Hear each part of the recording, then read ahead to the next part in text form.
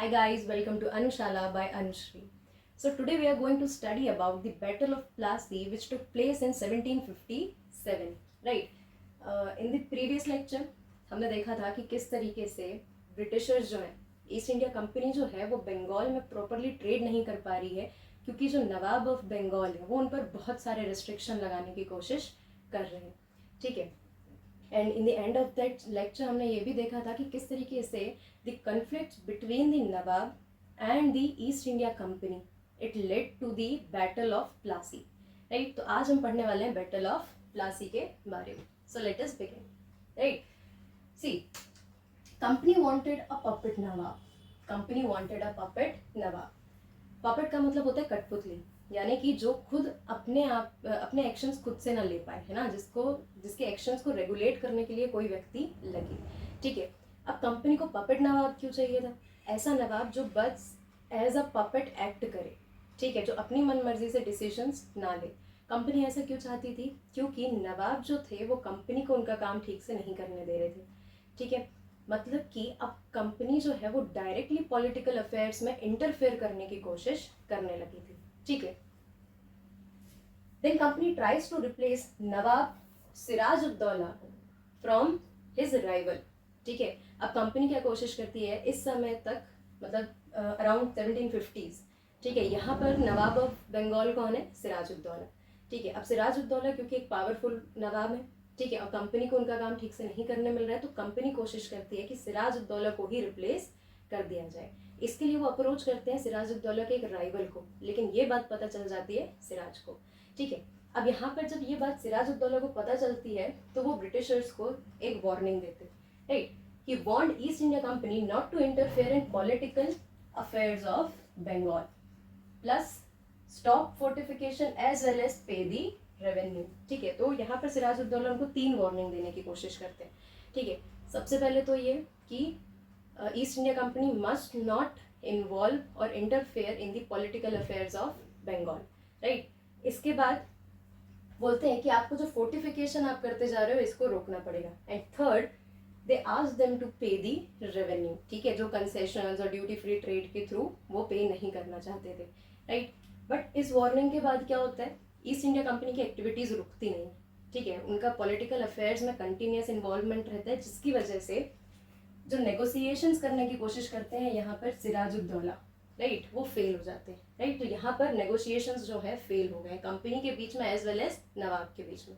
Right, अब इसके बाद क्या होता है कि जब ये नेगोशिएशंस फेल होते हैं तो सिराजुद्दौला ही गॉट एजिटेटेड. राइट, और ये क्या करते हैं, बिना किसी वार्निंग के 30,000 सोल्जर्स को लेकर पहुंचते हैं कासिम बाजार.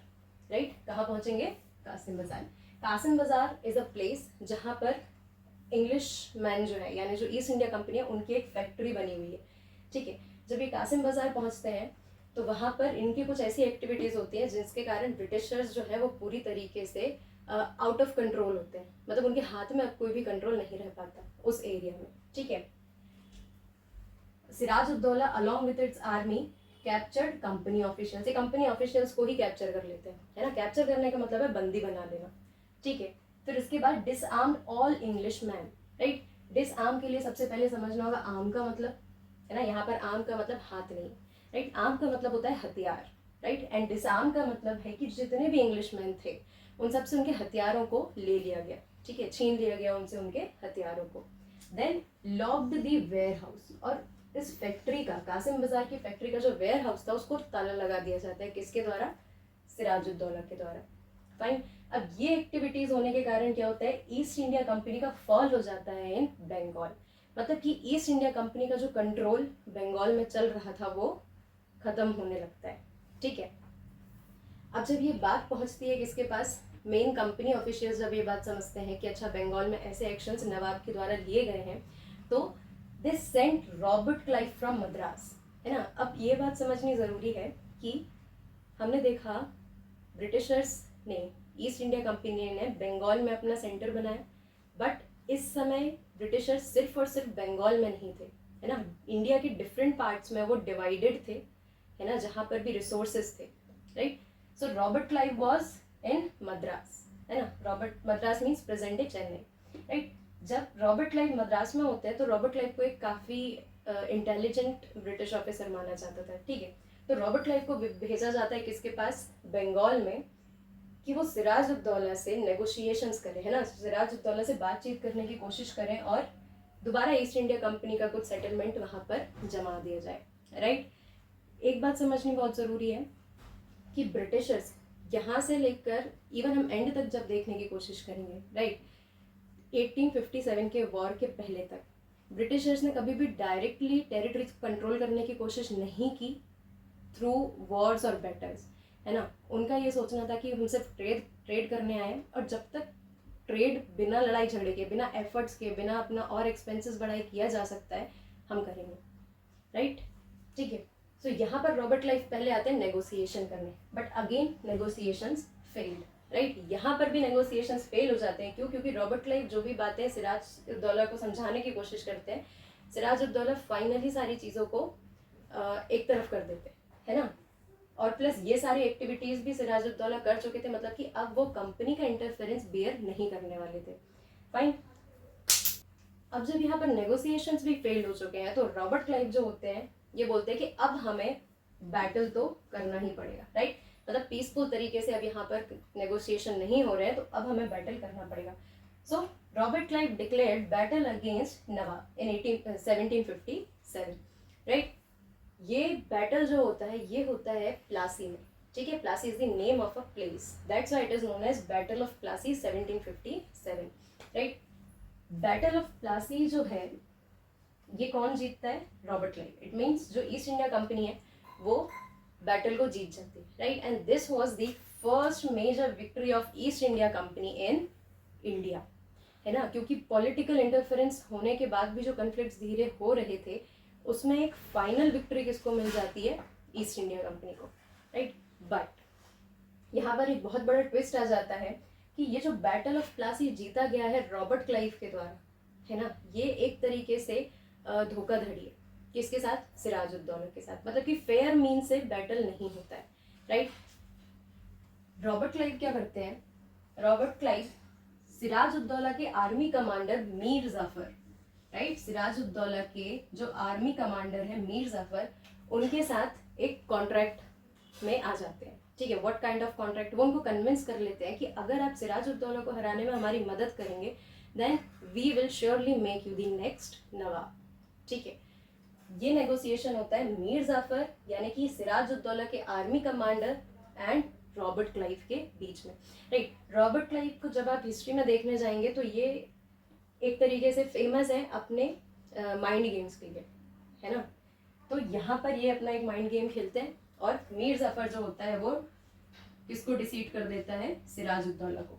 मतलब कि जब बैटल ऑफ प्लासी होता है, बैटल ऑफ प्लासी होने में मीर जाफर अपनी आर्मी को लेकर जाते तो हैं, लेकिन एक significant amount of army plus Mir Jafar दोनों ही बैटल में लड़ते ही नहीं, राइट।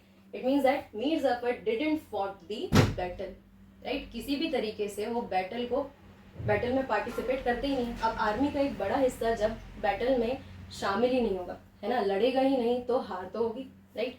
तो यही हार किसको मिल जाती है, सिराज उद्दौला को, राइट। सिराज उद्दौला को हार मिलती है, साथ में इनको मार दिया जाता है, ठीक है। सो नेक्स्ट नवाब कौन बनता है, मीर जाफर, राइट।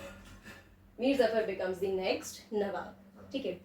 अब यहाँ पर थोड़ा सा और अगर हम एनालिटिकल स्टडी करने की कोशिश करें तो हम ये जानेंगे कि in the starting of the lecture हमने ये पढ़ा था कि Britishers wanted a puppet nawab, Britishers wanted a puppet nawab, यानी कि जो खुद से डिसीजंस ना ले, उनकी बातों को माने, है ना, और उनके अकॉर्डिंग अपने डिसीजंस को मोल्ड करे। यहाँ पर जो रॉबर्ट क्लाइव होते हैं ये एक तीर से दो निशाने मार रहे हैं। किस तरीके से, इनका पहला एम तो पूरा हो रहा है कि सिराज उद्दौला जो है इसको हरा दिया जा रहा है ना, बैटल ऑफ प्लासी भी जीत लिया और साथ में इनडायरेक्टली एक पपेट नवाब भी बना लिया है, ठीक है। अब ये जो मीर जाफर होते हैं ये एक नवाब बन जाते हैं, राइट। नवाब बनने के बाद जो ईस्ट इंडिया कंपनी है ये कोशिश करती है कि मीर जाफर के जो डिसीजंस हैं उनको अपने हिसाब से मोल्ड कर लिया जाए।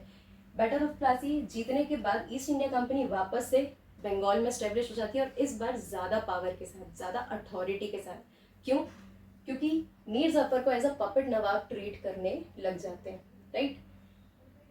बैटल ऑफ प्लासी की स्टोरी यहीं ख़त्म है, लेकिन अगर हम इससे थोड़ा सा और आगे जाने की कोशिश करें तो मीर जफ़र जब नवाब बन जाते हैं तो आफ्टर अ पीरियड, है ना, आफ्टर अ सर्टेन पीरियड वो क्या करते हैं, ब्रिटिशर्स की सारी डिमांड को नहीं मानते, ठीक है, ऑब्जेक्शंस लेने लगते हैं, राइट। और यही ऑब्जेक्शंस के कारण क्या होता है कि ब्रिटिशर्स जो होते हैं वो मीर जफ़र को भी रिप्लेस कर देते हैं, मीर जफ़र को भी रिप्लेस कर दिया जाता है। मीर जफ़र को रिप्लेस किया जाता है उनके ही सन इन लॉ मीर कासिम से,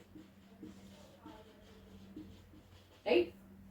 मतलब कि मीर जफ़र जो नवाब बने हुए थे, पपेट नवाब जो बने हुए थे, जब वो पूरी बात नहीं मानते हैं ईस्ट इंडिया कंपनी की तो इनको भी रिप्लेस कर दिया जाता है उनके खुद के सन इन लॉ, जिसका नाम होता है Mir Qasim. Mir Qasim was very young when he became the nawab, ठीक है, यंग थे और साथ में रिबेलियस थे, right. Britishers thought that now Mir Qasim will be the puppet nawab, but ऐसा नहीं होता। मीर कासिम मीर जफ़र से भी ज़्यादा रिबेलियस होते हैं और साथ में ब्रिटिशर्स की डिमांड को फुलफिल नहीं करते। देन मीर कासिम को हराने के लिए ब्रिटिशर्स को लड़ना पड़ता है बैटल ऑफ बक्सर।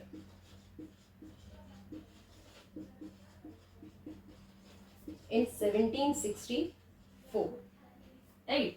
मीर कासिम को नवाब की पोजीशन से हटाने के लिए, उनको हराने के लिए बैटल ऑफ बक्सर लड़ा जाता है 1764 में, राइट, जिसमें मीर कासिम अकेले नहीं लड़ते, ये 2-3 टेरिटरी के रूलर्स को एक साथ लाकर, Mughal ruler Shah Alam two as well as nawab of Awadh Shujauddaula, है ना, उन दोनों के साथ मिलकर ब्रिटिशर्स के अगेंस्ट लड़ते हैं, लेकिन फिर भी हार जाते हैं, राइट। जब हार जाते हैं तो फाइनली आफ्टर दिस 1764 ब्रिटिशर्स को ये लगता है कि अब हमने मीर कासिम जैसे व्यक्ति को भी हटा दिया तो किसको दोबारा नवाब बनाया जाए। दोबारा नवाब बनाने के लिए किसको ले आते हैं, मीर जफ़र को। It means that after the battle of Buxar to remove Mir Qasim, Mir Jafar was again reinstalled as the nawab of Bengal. अब मीर जफ़र जो पहले ही हार चुके थे एक बार, है ना, जिनको पहले ही रिप्लेस कर दिया था, तो ब्रिटिशर्स के सामने तो इनकी पावर वैसे ही कम है, राइट। ये खुद को उतनी अथॉरिटेटिव पोजीशन पे नहीं देख पा रहे थे, राइट। तो बट जब मीर जफ़र यहाँ पर दोबारा नवाब बनते हैं तो फाइनली बहुत कुछ कंट्रोल किसके हाथ में रहता है, आपके ईस्ट इंडिया कंपनी के हाथ में, right. After what happens, after the death of Mir Zafar, after the death of Mir Zafar, जो नवाब्स होते हैं, ये नवाब सिस्टम यहाँ पर बंगाल में कौन खत्म कर देता है, ब्रिटिशर्स, है ना। Now Britishers thought that each of these nawab, Mir Jafar, Mir Qasim, and again when they make Mir Jafar the nawab, what happens, कोई भी नवाब पूरी तरीके से पपेट नवाब नहीं बन सकता। और उसका एक सिग्निफिकेंट कारण ये भी था कि एक रूलर है, उसको अपने सब्जेक्ट्स की नज़रों में, उसको अपनी प्रजा की नज़रों में एक रिस्पेक्ट, एक डिग्निटी बना के रखनी है, ठीक है। और अगर वो पूरी तरीके से पपेट नवाब हो जाएगा तो ये सारी चीज़ें फुलफिल नहीं होंगी। तो वैसे भी अगर उसको ईस्ट इंडिया कंपनी नहीं हटाएगी तो उसको पीपल हटा देंगे, है ना, उसके अगेंस्ट रिवोल्ट करेंगे, राइट। दैट्स वाई जब उनको ये समझ में आता है कि no nawab can be a perfect puppet nawab, so they decided that now we are not going to appoint any other nawab, ठीक है, we will become the nawab ourself, है ना। अब British east India company decide कर लेती है कि किसी भी दूसरे व्यक्ति को नवाब रखने से अच्छा है कि हम खुद नवाब बन जाएं, ठीक है। मतलब कि यहाँ पर जो ईस्ट इंडिया कंपनी है ना, वो फाइनली टेरिटरी पर कंट्रोल करने की कोशिश कर रही है, राइट, टेरिटरी पर कंट्रोल करने की कोशिश कर रही है। किस तरीके से, क्योंकि अब नवाब है तो नवाब तो रूलर है ना। अगर ईस्ट इंडिया कंपनी खुद नवाब बन जाती है, कोई एक ऑफिशियल नवाब नहीं बना है, पूरी कंपनी को ही नवाब मान दिया, मतलब जितना भी एडमिनिस्ट्रेशन होगा, जितना भी पॉलिटिकल अफेयर्स होंगे, उन सबको हैंडल कौन करने वाला है, east India company, right. So from here the journey of controlling और journey of capturing the territory started, right.